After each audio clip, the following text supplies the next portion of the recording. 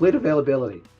We think, and me personally think, this is the most important KPI for any fleet organization, and hopefully all of you out there are tracking this metric.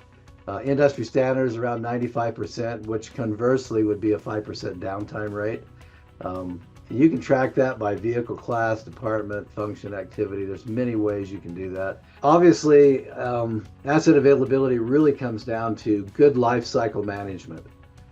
So those of you, and I know this is in fleet, I've been doing fleet for well over 40 years now. Life cycle management is always one of the number one issues. Making sure you replace your vehicles at the proper life cycle, making sure you have a long-term replacement program and a plan, making sure you're doing it at the optimal replacement life cycle year.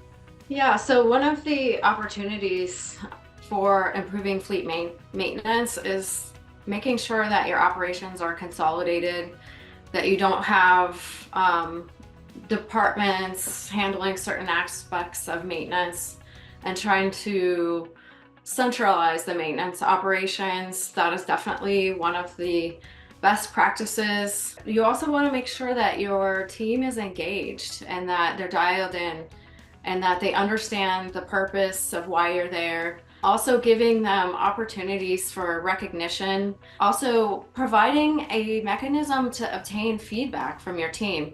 Some of the best ideas that we received were from our team and the people that are actually doing the work.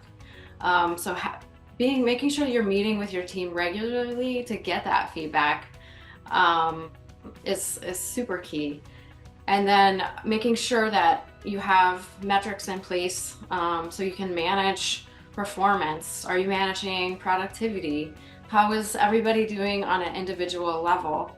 And then also making sure you have training and development programs in place.